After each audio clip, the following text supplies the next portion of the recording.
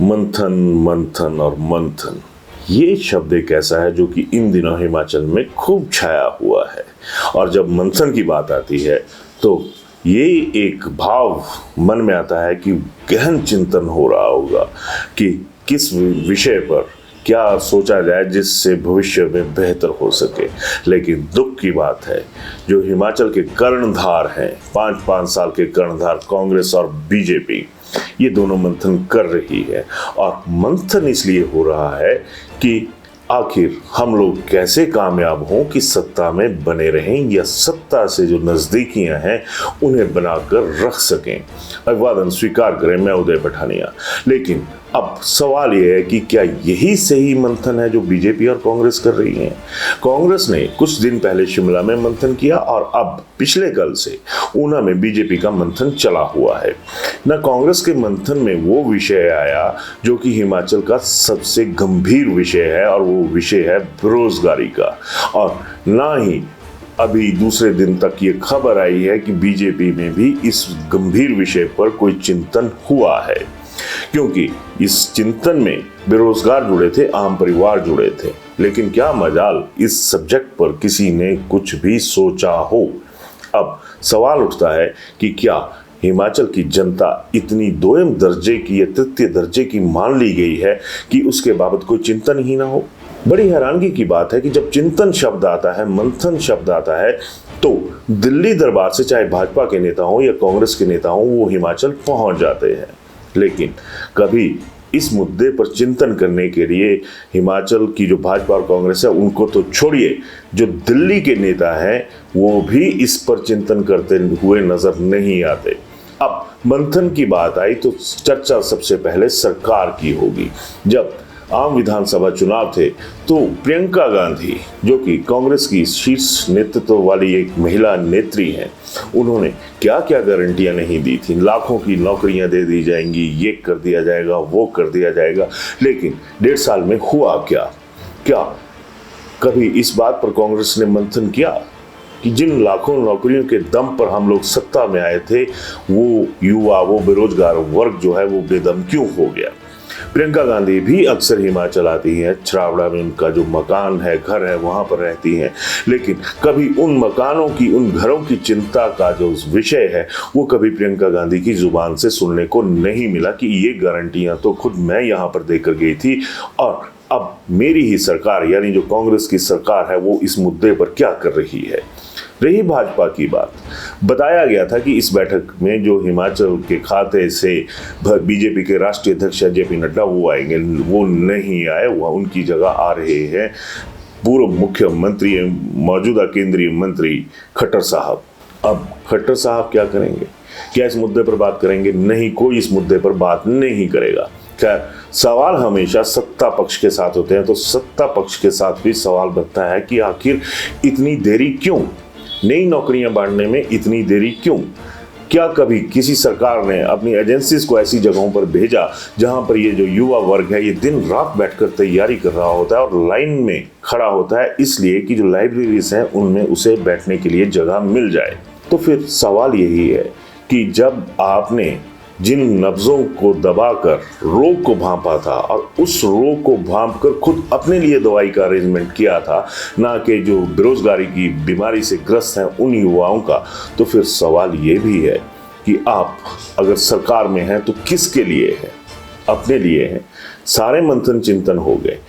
40 सीटों के साथ कांग्रेस जब सत्ता में आई थी तो 40 सीटें थी। बीच में बीजेपी ने गड़बड़ झाला किया और उसके बावजूद अब कांग्रेस फिर 40 पर पहुंच गई है, यानी वही बहुमत उसके पास आ गया है जो उसके पास पहले था।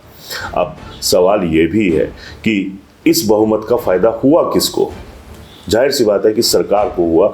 और अब अगला सवाल यह है कि क्या इस संपूर्ण या पूर्ण बहुमत का जो एक आंकड़ा है उसका क्या फायदा आम युवा को मिल सका? बिल्कुल नहीं मिल सका।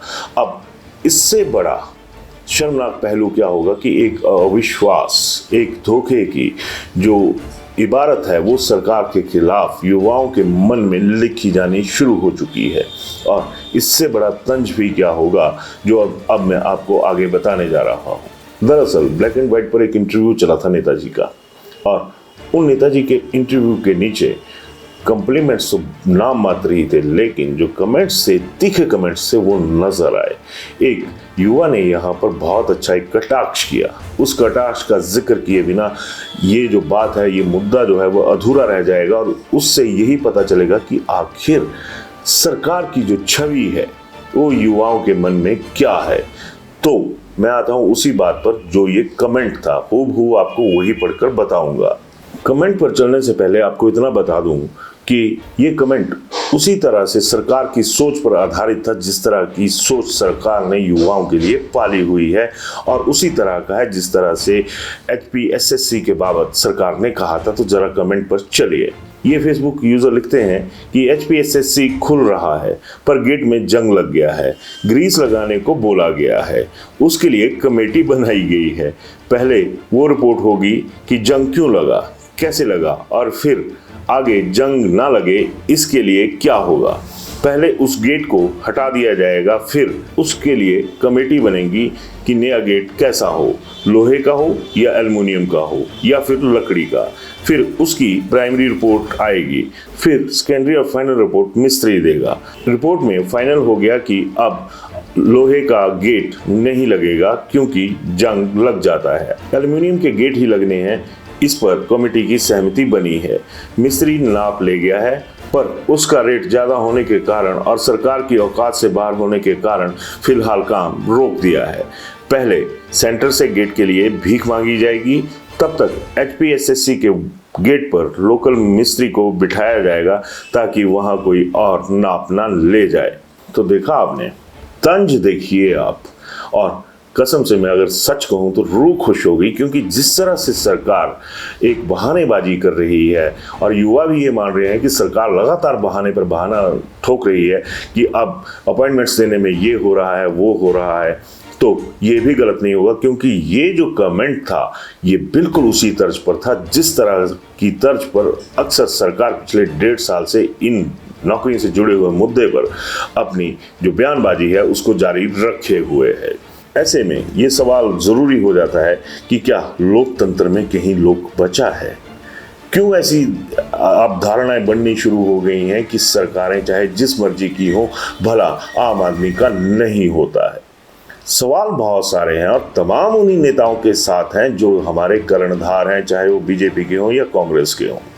अब क्या वजह है कि इतना अलगाव जो है वो युवाओं के मन में नेताओं के प्रति बढ़ता जा रहा है? अब इससे आगे क्या होगा? इससे आगे उनकी जो सोच है वो कहाँ जाएगी, उनकी जो फ्रस्ट्रेशन है वो कहाँ पर जाएगी, कोई नहीं जानता। इनकी फ्रस्ट्रेशन को छोड़िए, ये तो सामने दिख भी जाते हैं रोते चिल्लाते हुए शिमला में, लेकिन इनके माँ बाप की मनोदशा किसने देखी? वो तो घर में अपने बच्चों को खाली बैठा देख कर ना हंसने लायक है, ना रोने लायक है, ना बच्चों को कुछ कह सकते हैं, ना खुद अपनी किस्मत को कोसने के अलावा उनके पास कोई और चारा बचता है। तो इस तनाव भरे माहौल के लिए आखिर जिम्मेदार है कौन? ये आज की डेट में एक ऐसा सुरसा रूपी मुंह खोल के खड़ा हुआ सवाल है जिसके लिए हर सिस्टम, हर सरकार मजबूर नजर आ रही है। हर तरफ एक तरह से जंग लगा हुआ है। हमारे ही नेता ये कहते हैं कि अंग्रेजों की ये एक नीति रही थी कि फूट डालो और राज करो। अब अंग्रेज तो चले गए, लेकिन उनकी सोच जस की तस यहाँ पर नेताओं के द्वारा ही कायम रखी हुई नजर आ रही है।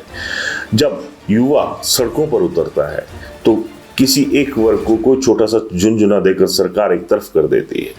और अब आलम ये हो चुका है कि हमीरपुर में अधीनस्थ सेवा चयन बोर्ड जो है उसके बाहर अब युवाओं के जुटने की खबरें आने भी शुरू हो चुकी हैं कि भर्तियों पर रोक क्यों। लेकिन सवाल इससे बड़ा ये है कि सरकारों की सोच पर रोक क्यों, रोजगार देने के मसले में फुल स्टॉप क्यों? सवाल बहुत सारे हैं, जवाब कोई नजर नहीं आता। इस मुद्दे पर अपनी राय जरूर दीजिएगा, क्योंकि ये हमारे बच्चों के भविष्य का सवाल है और हमें ये सारी चीज़ें जो हैं वो देखनी पड़ेंगी। तो राय ज़रूर दीजिएगा।